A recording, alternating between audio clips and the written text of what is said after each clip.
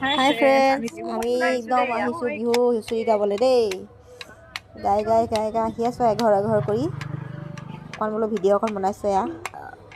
সেয়া চাওক, আমাৰ গোপিনী নাচনীকেইজনী গৈ আছে একদম আগে আগে, একদম ধাই ধাই গৈ আছে একদম খোজকাঢ়ি খোজকাঢ়ি। এয়া বিহু গাইছোঁ এঘৰত। কুকুৰে আকৌ ভৌ ভৌ কৰি আছে, আকৌ ভয়ো লাগি আছে মনতে নামি আহে বুলি। তথাপিও ভয় ভয়কৈ গালোঁ আৰু গাই কৰি আৰু এতিয়া গায়ে আছোঁ। ব্যস্ত এতিয়া আহিব এতিয়া।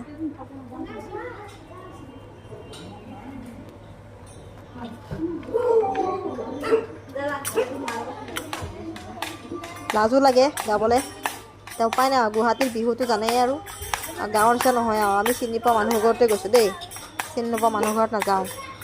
লাজো লাগে সেইকাৰণে। এয়া চাওক, গাই গাই আহি আৰু ভাগৰ লাগিলে মানুহ ঘৰে মাতি লৈ গ'ল ভিতৰলৈ।